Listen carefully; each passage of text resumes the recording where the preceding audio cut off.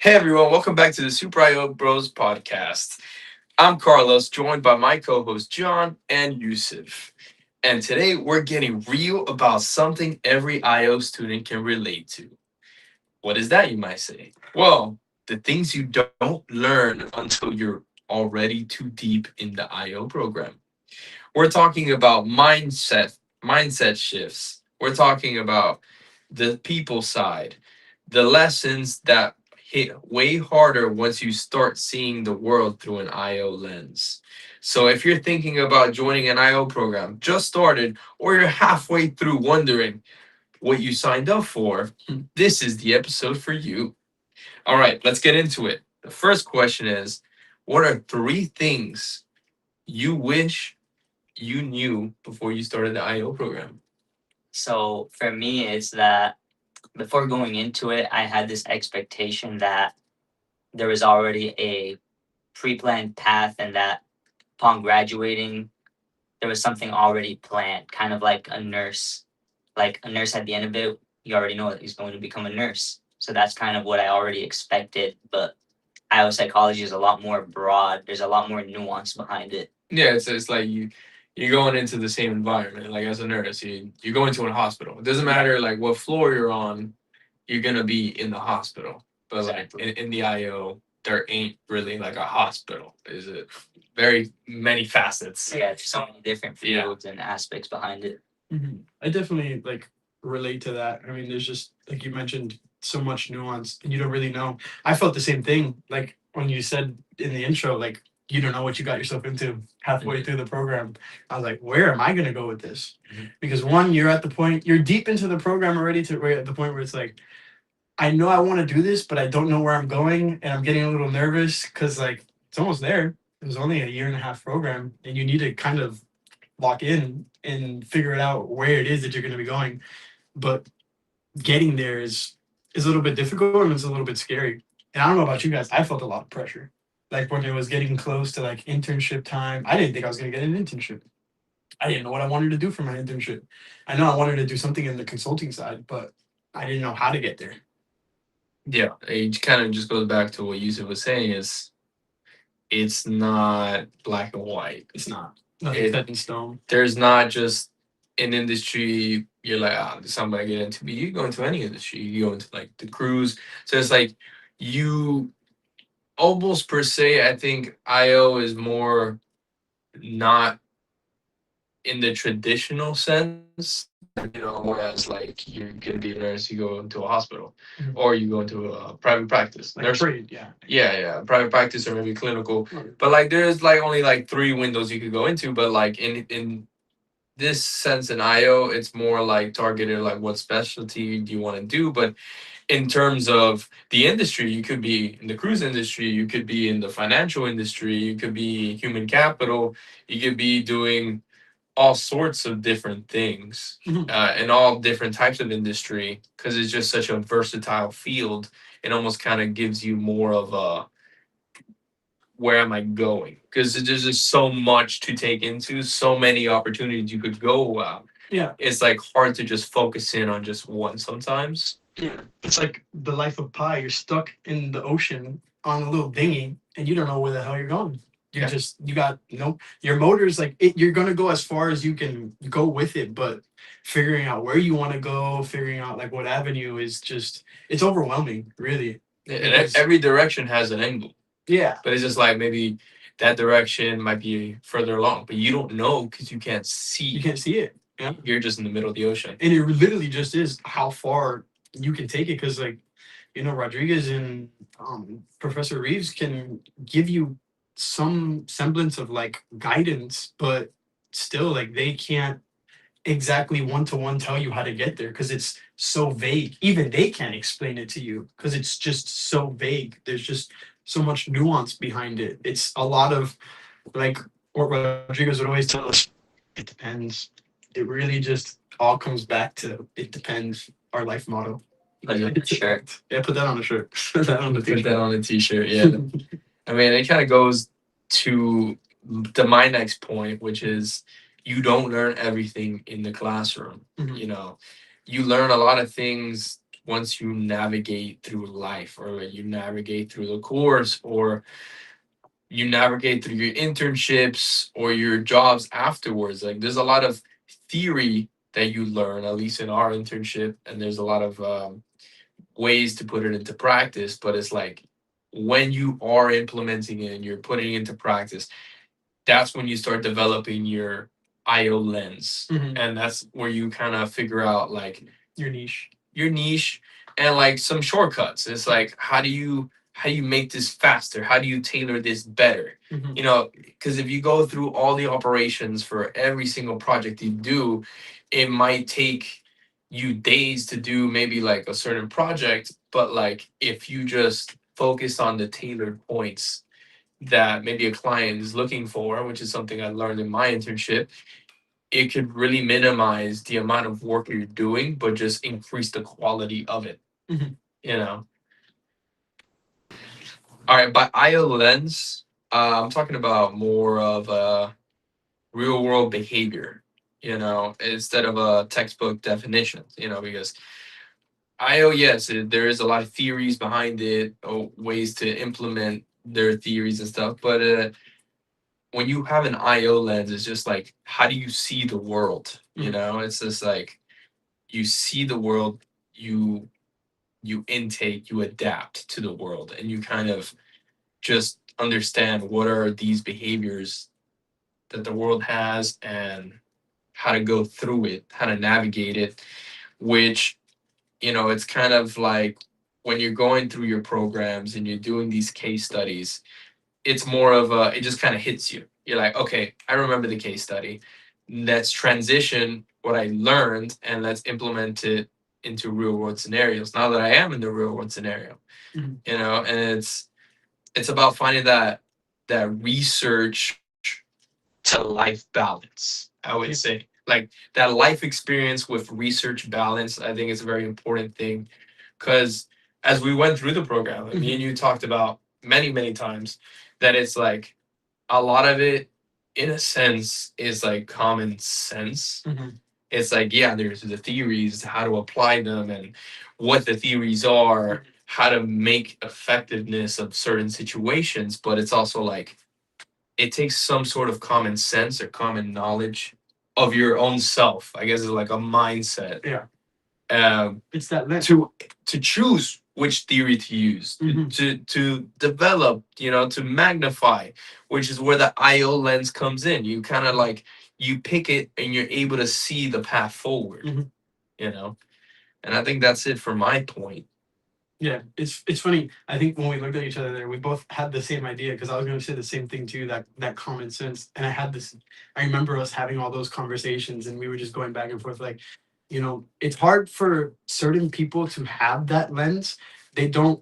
They can't conceptualize putting, you know, the theory to practice, and it's definitely something that I wouldn't even say it's common sense. It's really just like you mentioned, the lens. It's But something that you either. It's just how much of what you're learning are you thinking about it in real world You're scenarios? not conceptual. Sometimes you don't conceptualize it. People And can't you put it can to practice. you can explain it. You can Yeah. be someone that can perfectly explain everything That's that's X, Y, Z. regurgitation of just information. It's not applying it because there's a lot. It gets sticky in the real world. It gets sticky. That's the. I guess that's where that common sense comes from. That's Yeah, it is how you function in that. able to adapt Exactly. it towards what, because it's not an end all fix all. Everything. You always gotta situations different. tweak it. You always gotta make it fix for certain situations. But you know, it's like you were saying, just tailor it. So what I wish I knew going into the program was how imperative networking will be to your success in the field. I don't know if you guys ever, you know, I ever came across that way to you guys, but I was really shy. I think I came across that way to you guys probably. I didn't realize. You didn't realize when I got red during the first presentation like a tomato? Oh yeah. Yeah. You kept scratching your neck. Yeah, I was nervous. I think I almost died. Yeah. But I to me now it's easier because of the program and because of just I guess life in general. But networking to me, when I say networking, I don't mean just like going to socials and talking to chatting people up, trying to build a social network. I kind of just mean communication, conveying my ideas, being able to have conversation about like these technical theories that we have and putting things to practice with people. Like all of that is what I like view as networking. And I didn't realize how big of a part of IO networking is because it really is about the people you know. And once you get to like some of these like positions, like when you're in the interviewing phase, like you need to kill it. And if you're it's not like what you mentioned. Like if you get a nursing degree, I'm a nurse, I can do the job. You see my degree, Yeah. you know I can do the job. But I get my IO degree, they're like, some people don't even know what it is. Other people have a misconception of what it might be. I have to now convey that message to you, and I have to do it in a way that one, I come across as like knowledgeable, likable, and somebody who can do the job. And that's a little bit difficult to do for somebody like me when I came in, that I choked up giving a presentation that was just for a grade. Like when I got a job writing on it, I didn't know. And I feel like a lot about advancing in your career depends on networking because it's really just as far as you're willing to push yourself.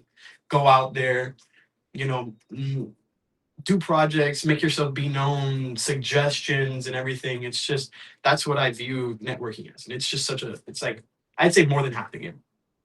But I I don't know how would you guys feel I about it. would say, yeah, networking is definitely not an optional thing. Yeah. If you're thinking of getting into the IO field, I would suggest, and you don't want to do networking, I would suggest maybe you think a little bit more about entering the field. I don't think it's a very optional thing. I think it's, if anything, it's more like it's a psychological intervention at this point because it's like, Yeah. I mean, even if it's not just trying to network to get a job, maybe it's you had an idea or you learned something and you kind of want to understand it a little bit better. How is it in the field?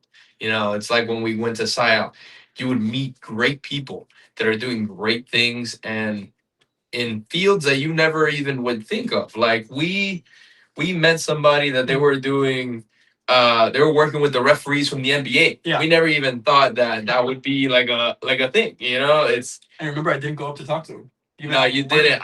I told you you'd do it. But Yeah, couldn't come up with something at the time. you learn from amazing people Mhm. every day. You gotta get And ready. yes. And it's not just about jobs, it's about learning.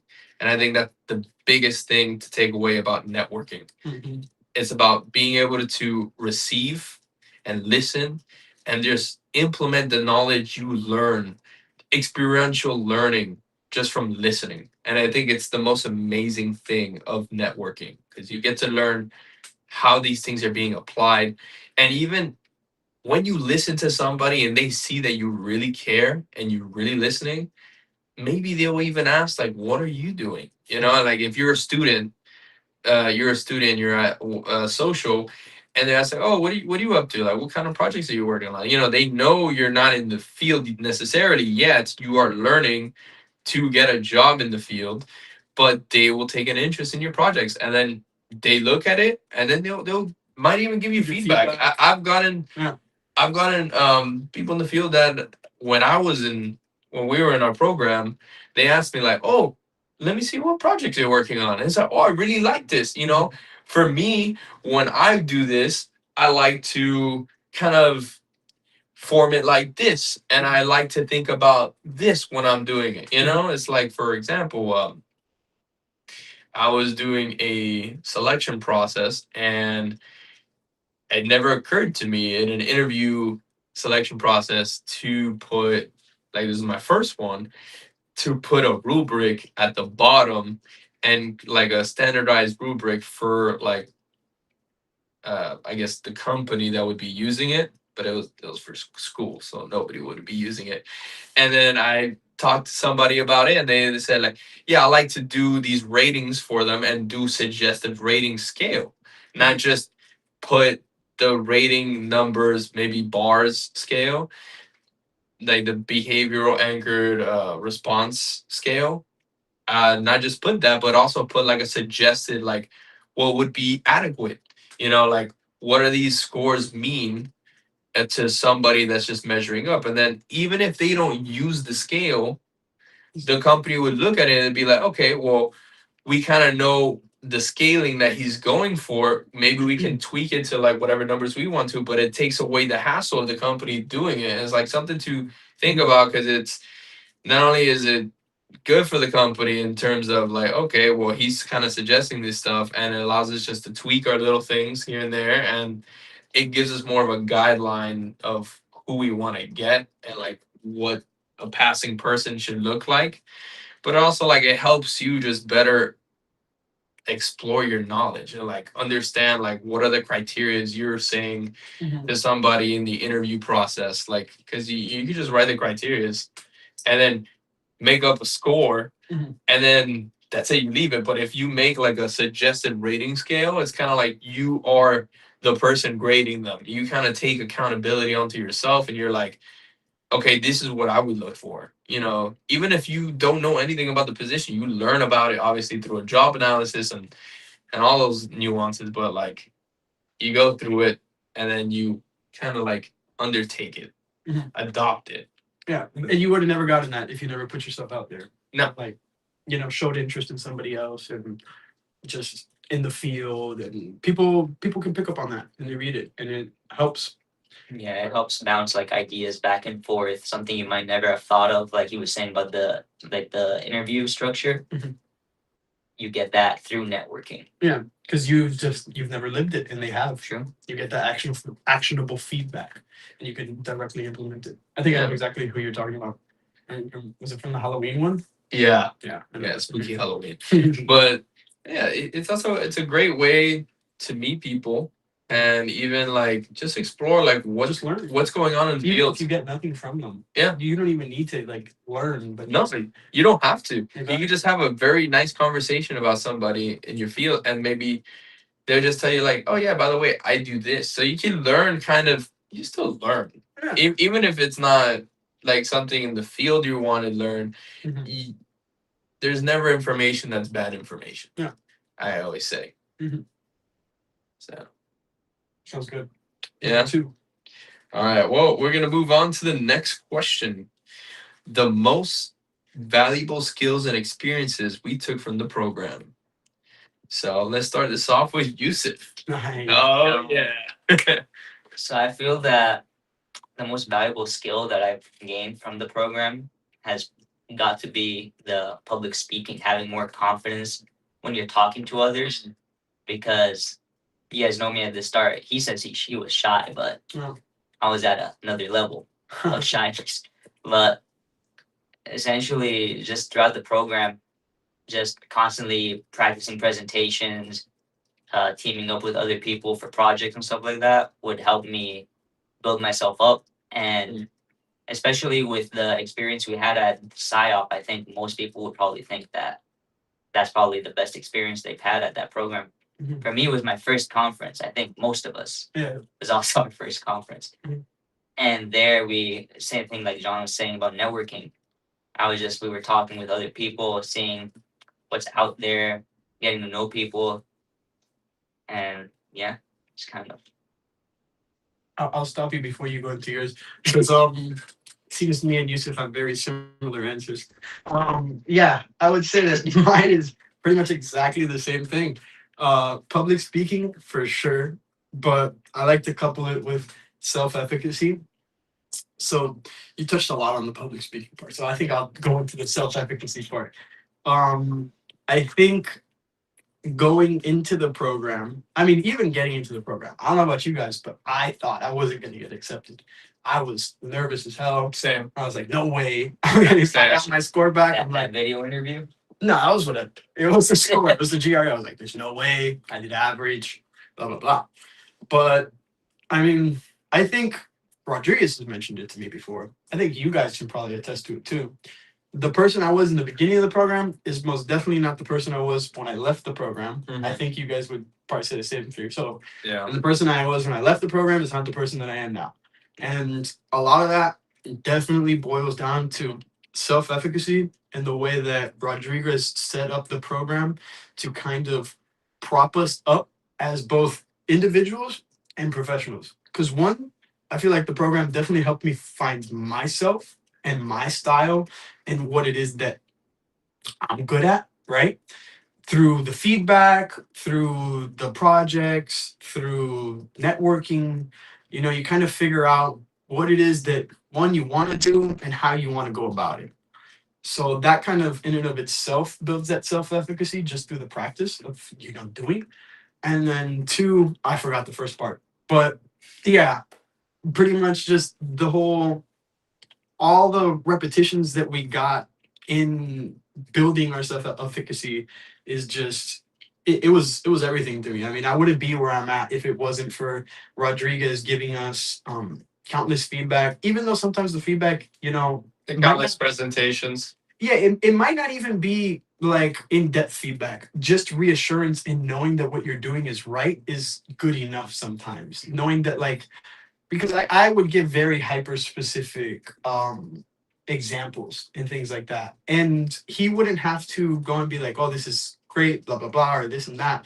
Just his approval shows that like my uniqueness or like my view of it, of like the way that I'm conceptualizing these ideas is good and it's valid. And somebody is going to be able to grab, somebody's going to be able to understand what it is that I'm speaking to them. Yeah, So that's somebody not in the field. Yeah, which exactly. is And that's the biggest part of it. So it gave me confidence that even though sometimes I feel like I view things differently, it's still valid. Somebody's still going to be able to understand it. And if anything, I feel like sometimes people would understand it better because the way that I view things, it sounds bad saying it at face value, but like the way that I view things is very surface level, it's very entry level. But for the people that we would be consulting with, that's helpful because they don't know what it is we're talking about. If I'm talking with a professional, they might think, oh, this guy doesn't know much.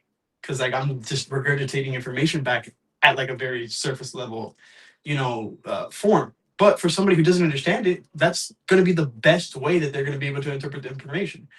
So it's really it was reassuring, and that's what like I got from the program, like the best takeaway from the program for sure, the self efficacy. Mm. For me, I would say the most valuable thing, and I feel like it's a skill that I've already had, Mhm. or I guess a bit. I'm not sure. We'll just combine them. We'll combine them. We'll For the combine them. sake of the For the sake of the question, we'll combine them. Is adaptability. I feel Mhm. like I've already had this in my arsenal before the program, but the program just sharpened it Mhm. in a sense, and it's just like adaptability, not in the sense like, oh my god, any situation you throw my way, I'll make light of it, but in many facets of it. Like I would say adaptability is not just, oh my god, like you put me in the fire, I'll make it cooler. Like I'll find a way Mhm. to make things better for myself, but it's more of like a mindset. It taught me how to be more flexible with my mindset, just kind of like the the problems that came my way during the program, I was able to kind of like get them, understand it, adapt to them, and kind of like when I mean adapt is like kind of really understand where the problem is coming from, and as well as tailor an answer for it. Which I feel like it's very hard um, when you go out there in the field and you're a practitioner. It's very hard sometimes to forget to tailor things to clients, and it's just like, oh, it's worked for another client, let me just Copy paste. copy paste. Yeah, Yeah. because it's just like, oh, it's already worked for this. It's a very similar concept. Mhm. Let me just not waste time, just give it to the client, boom, Everything's unique. done. Yeah. But it's like that might not work Mhm. for everybody. And it showed me in the same form of adaptability, not just to like make light of everything is more of how to intake the knowledge coming my way and kind of find what are some points that need more Focus, yeah, that need a little bit more care and attention. focus to try to get the result that maybe an employee would be looking for or that I'm looking for. You know, something that would make me be like, okay, this is a good result. And it's not in the sense of just terms of um like projects, but I would say like team efforts. You know, it taught me like I was already adaptable person to like my friends and like my teams when I was in sports, but it's just like working with a team for with projects in the program, you kind of learn what your style is, as you were saying. You know, like what is your public speaking style? What are your strengths? But for me, not only was it that, but it was more Working what around it.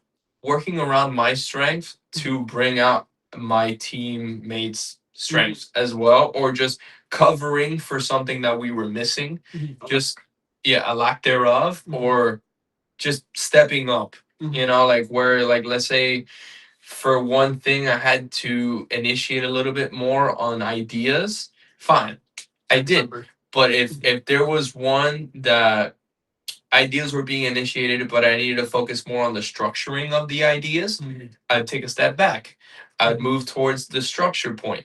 So I kind of spread myself, not thin, but to a certain point where my strengths were still measured and they were valued within the group. Filling the gaps, effective. Yeah, filling the gap. So I feel like, you know, it's very important, especially, you know, with having an adaptive mindset, because not only could you learn new information and implement it, but it's also the ability to recognize and be able to adapt new information and styles in crucial situations. You know, it could be the most important thing about adaptability is the transference of it all.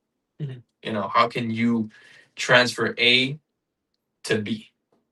You know, and going to that point, it really ties into critical thinking. You know, you have the adaptability, but you also have critical thinking, and it helps you just kind of realize. Critical thinking helps you realize like when you need to be adaptable in certain situations. You know, it's like it helps you see the point, and then we kind of go from there. All right, now let's go into question number 3, or topic number 3, as some may say.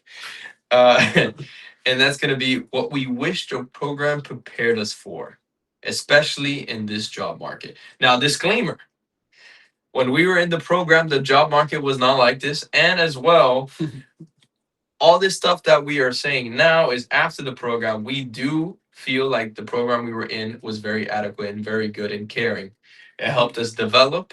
So this is just in a perfect cookie cutter world. Is that? I think this is like with hindsight, looking back 2020, perfect scenario. Yeah, a perfect scenario, perfect capita, everything. Yeah. All to navigate this as much time as needed. Yeah. So this has nothing to do with our program. Our program was a very good program. We're talking like perfect scenario. Yeah, exactly, exactly. Please. This is just in the sense of like in a perfect world where we had amount of time, huge amount of time, and just to focus in on all these things, and time was an issue. Yeah. So we're gonna start with John here. Okay, so wait, we all agree that like the take is life after graduating and like to navigate the market, right? It's that, but also I feel like I'm just gonna take it from here. So during the program, or not our program, but I felt like the program could have had. We did have one-on-one talks with our professors about how is the program, how are you fitting in, are there any things that we're struggling with, um, what are some career choices you're looking towards. But in that sense, I would like to add, this is the Super IO mascot. Yeah, Everybody. it's Belly. She'll be here for the remainder of the episode. She's adorable. Um, Well, it's I would like to add I would have preferred a more career guidance approach on my one-on-ones. In that sense, I mean, um, it's okay. Yusuf is having trouble. It's okay, girl. In that sense, I mean a little bit more tailored approach for coaching, like coaching us through like where we want to go in the career. Maybe having like a little bit more talks about like, okay, if you want to go into consulting, I know there's external, internal, and stuff like that. Maybe look at these avenues. Um, or let's say if you want to go into the selection process, you want to look towards, I know a lot of companies in the market right now are looking towards Workday. So you maybe want to get familiar with it, get some experience on it, just kind of like shaping us towards what the job market would look like. And like I said, this is like a perfect scenario because nobody knew what the job market would look like when we got out of our degree. So this is no digs to the program. The program was perfect. Yeah, it is perfect. I mean, even in a dream scenario, I still feel like sometimes I feel like it would still be too much to ask for because then at that point they're professor, they're a career coach, and they're doing it for every single student in the program. But yeah, perfect scenario. It takes time. Yeah, especially the tailoring and just all the process that would go behind it. I agree though. Like if we could have had that, that would Oh yeah. that would have been But beautiful. but it takes a lot of time That's to what tailor it's something like it's that. literally Yeah. a job being a career coach. Like Yeah. you were getting hit up by them. I didn't reply to them on LinkedIn, but you were getting hit up to Yeah. them on LinkedIn. So like people make a career out of it because that's how helpful it is. Yeah.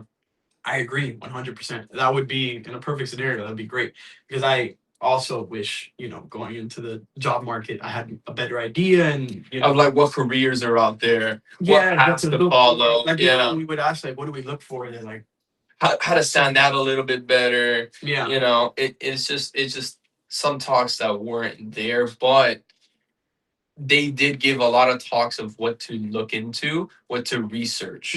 So it's like, it was more of a at your own pace approach because time was of the essence. Like we didn't have all the time in the world, and I understand that sense. So my point is I wish that they would have taught me a little bit better on how to showcase my value to organizations because what I got a lot of the times when I was interviewing was people did not even know what IO psychology was. So it's not sometimes I still struggle to this day trying to explain to people who have no idea of what psychology is. They always just grab HR. I'm like, it's not HR. It's different. It's a little similar, but it's more the processes behind HR. But people don't grab onto that. So like showcasing my value, especially in the short amount of time you have during interviews, was like extremely difficult because we understand what it is that we're capable of. I still come across this, like I was mentioning to you guys earlier, I still come across this all the time at work. When I mentioned that I'm familiar with a certain process, they're like, wow, we didn't know that you knew that much.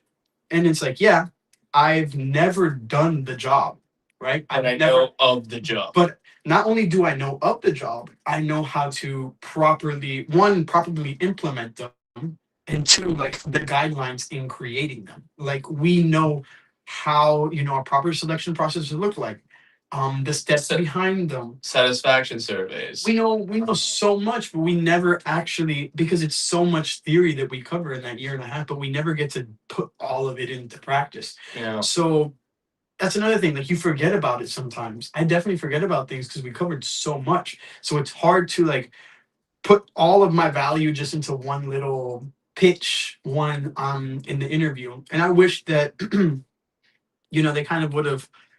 I don't know if we needed like a semester on it, but like just like a crash course, like even on Lunch and Learn, to kind of learn how to pitch yourself, learn how to showcase your value.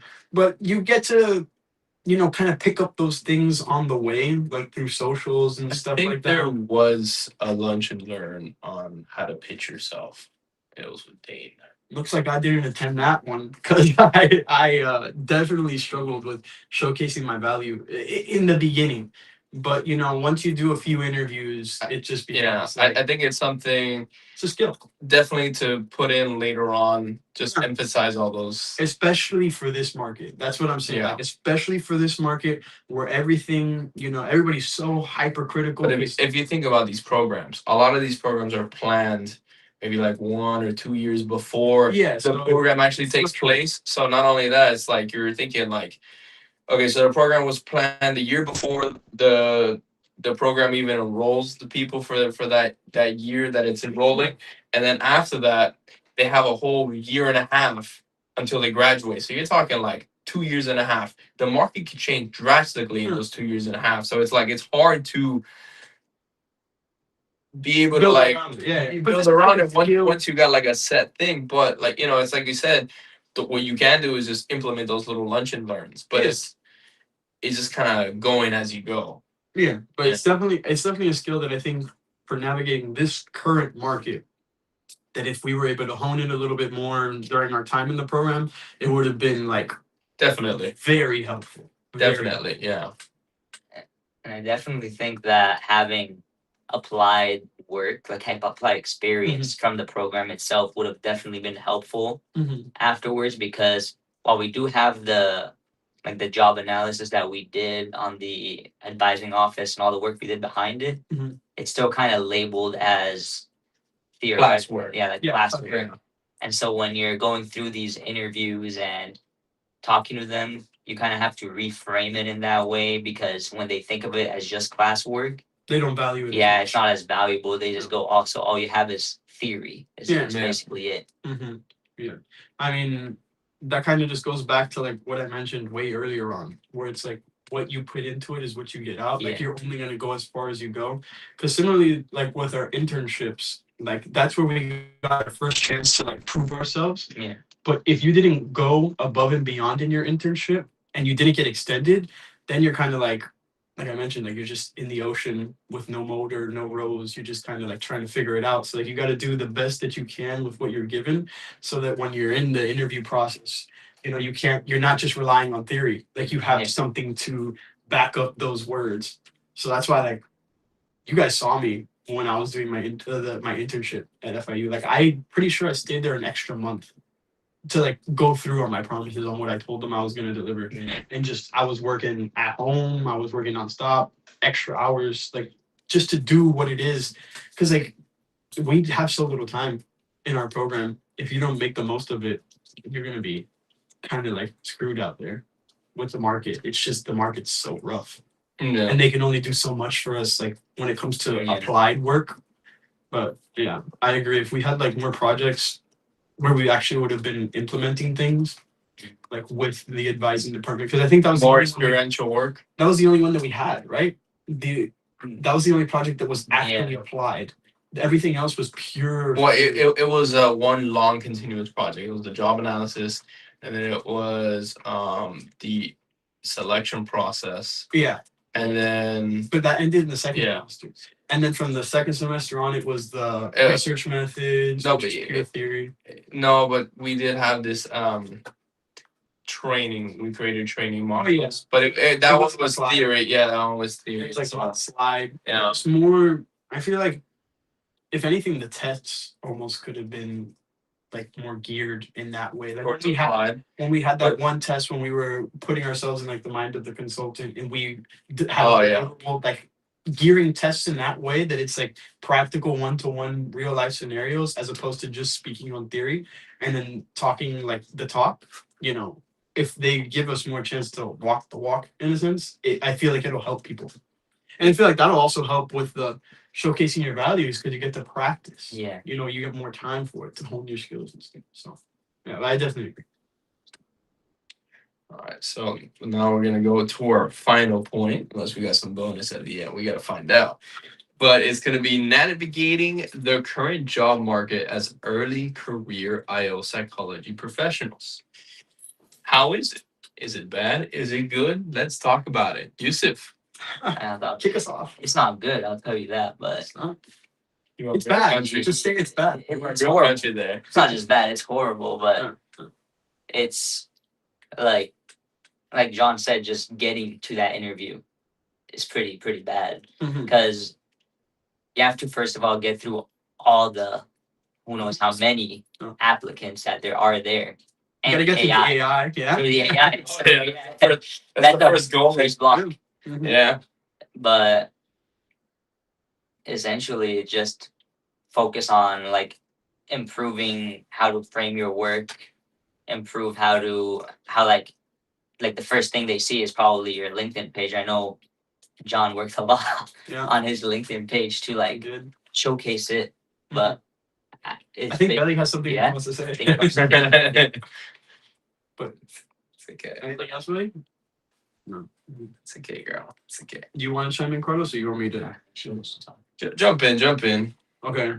So the hardest thing, definitely, I mean, Yusuf mentioned getting the interview, but I think it's easy once we get into the interview process just because of like how. It's also staying consistent, though. I think that's also the second hardest thing. You get demotivated with these AIs just sniffing for keywords that they don't find the keywords they're looking for. I guess, but I feel like for me, the way that I viewed it, because like I was really consistent for a long time. It was like almost a necessity. Like if you're not consistent, like I identified that pretty quickly, because if there was ever a little gap where I wasn't applying, that's when I stopped getting calls. You guys know how many calls I got, how many interviews.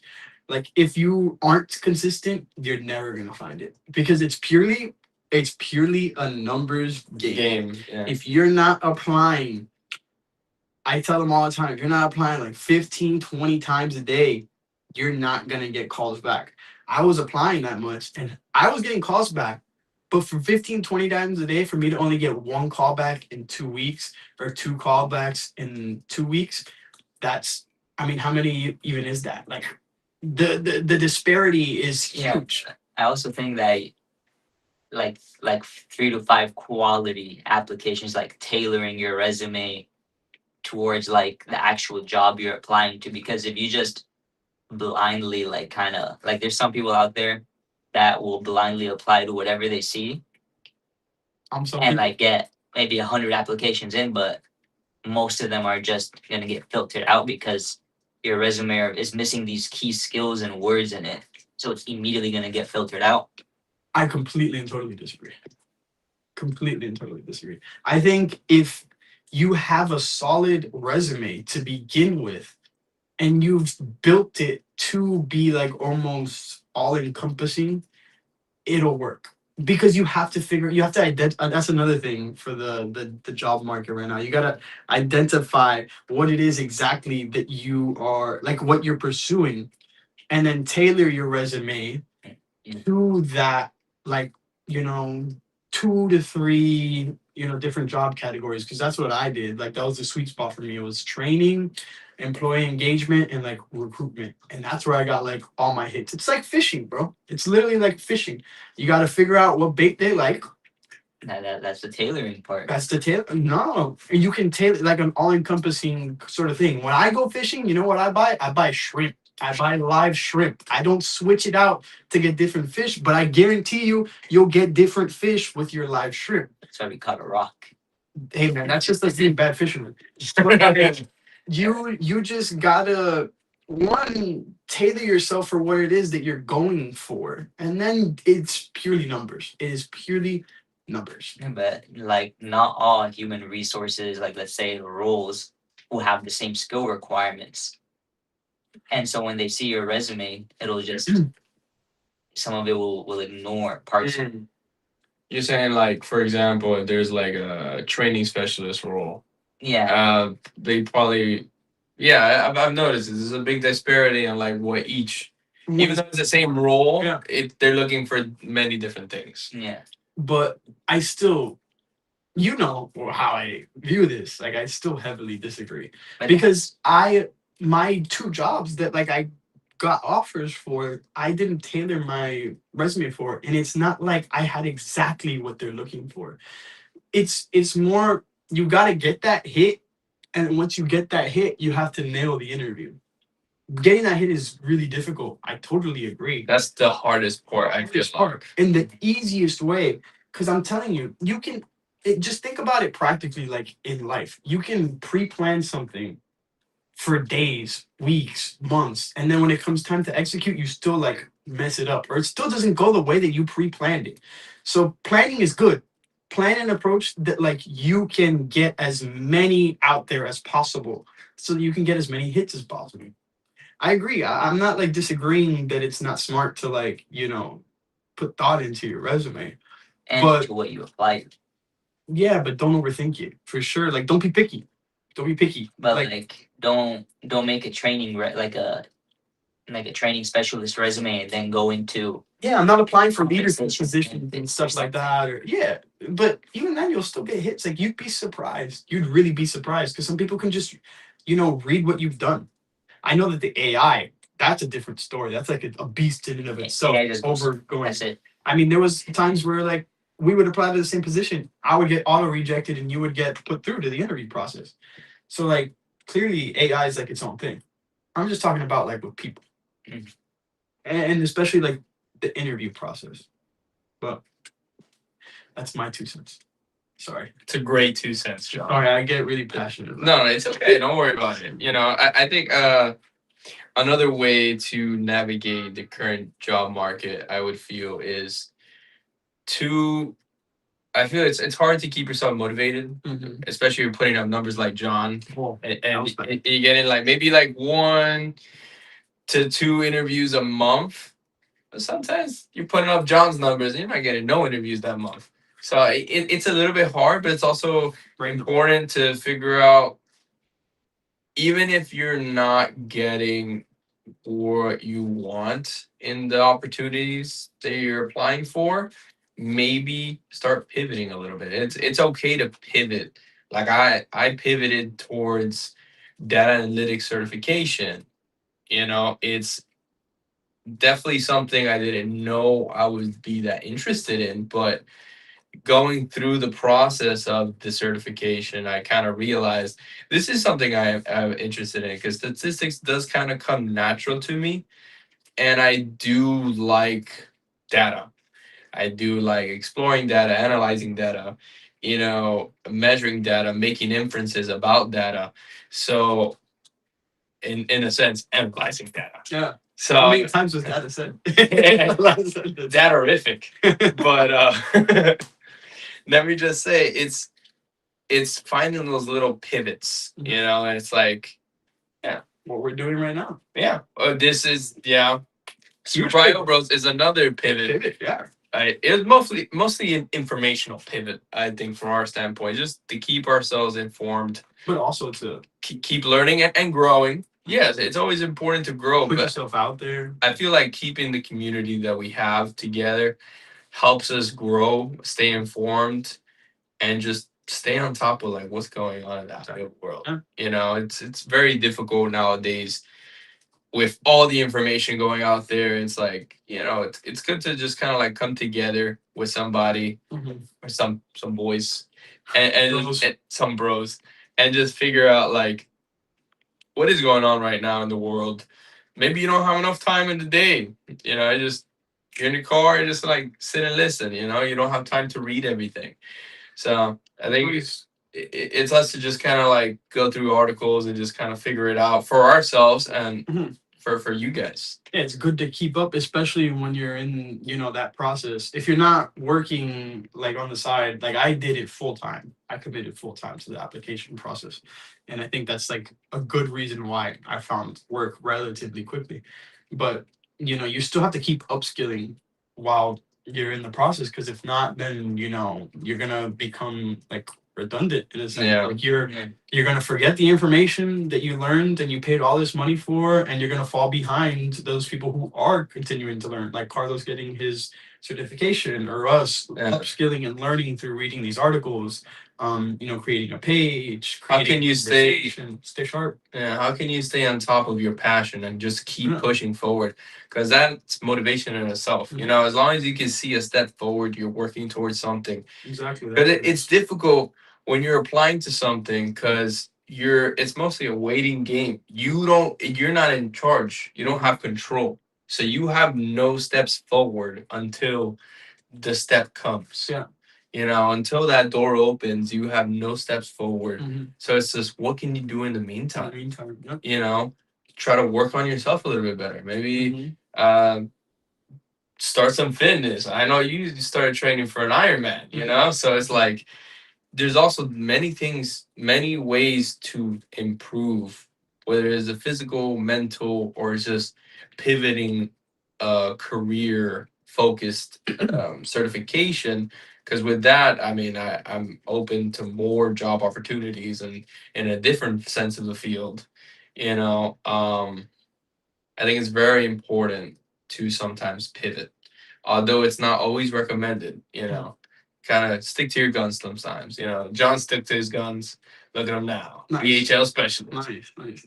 There's just one last thing that I want to mention. I think the most important thing that I did during my time when I was looking for work that helped me stay motivated is that I constantly was like reflecting as I was going through the process. And I always knew that there was going to be like a light at the end of the tunnel, no matter how demoralizing it is, putting up 100 applications in 1 week and getting no calls back for the next 2 weeks after those things. I always knew that, I am in control of what I can control, similarly to what Carlos is saying. And the moment that the time comes to get the phone call, I'm going to put forth all the effort that I've been like putting, like practicing what it is that I'm going to say, really reflecting and thinking about what it is that I want out of this career. Because once you know what it is that you want, they can see that, they can identify that, and they can see like, oh, this guy's meant for this. Like he really wants to be in this position. He will benefit from this. You might not have the relevant experience, but if they see that passion, if they see that spark, especially if it's like an entry level position, that's really all they're looking for. Someone who actually wants to do the job and can thrive in it. So just stay reflecting, keep it in the forefront of like your mind of like why it is that you're even applying for this. Like, is it just for money, or is it like something that you actually see yourself doing? Is it your career? Is this your passion? And just that's a way to keep yourself motivated, keep yourself pushing towards the end goal. Because if not, it's just like almost a loop of rejection, and it can get definitely very, very overwhelming for sure. Now, I'm gonna get into a bonus question here. All right, This is from adaptability. adaptability. So this is something me and John have answered before. I think we've done how many orientations we've done? Two. We've done two orientations. We always get this question, but I feel like, might as well share it onto here. And we've never gotten Yusuf's insight on this. So I think this very interesting to get Yusuf's insight, a little taste, a little taster. That's the DLC pack right there. So the question is, what would what would you tell a new IO student starting their program this year, Yusuf? What would I say? Yeah, to somebody new that Good came up luck. to you, what are some tips or something you would tell them? I know we've kind of talked about tips throughout this conversation, but if you were to give them maybe like one advice. That you might not like reading, but it's got to be done. I mean, reading is a big part of IO psychology, I think, Mm-hmm. and especially like if you're not someone who regularly reads, you're gonna struggle going into the program. I know we were given a lot of reading material. Yeah. I know you didn't read anything. Whoa. Allegedly. It's all right. I'm self-projecting, but Yeah. you just gotta be on top of it and kind of Learn how to read. review what you've learned. Learn how to read effectively. Yeah. That's what we always tell them. Efficiently. I think I'm gonna steal what you're thinking right now. Okay. You're gonna read my mind? Yeah. It's coming. It's coming right here. You ready? Here it comes. Don't be afraid. Yeah. I feel like, don't be afraid to get out there, to put yourself out there, make an effort, is very important.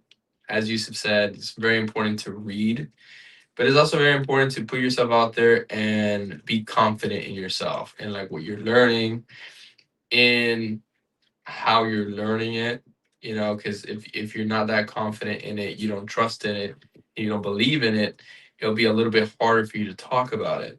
So just build that confidence in yourself and just be able to, yeah, self-efficacy. Wow, good term, buddy. But just be able to put yourself out there and put your best foot forward. Mhm.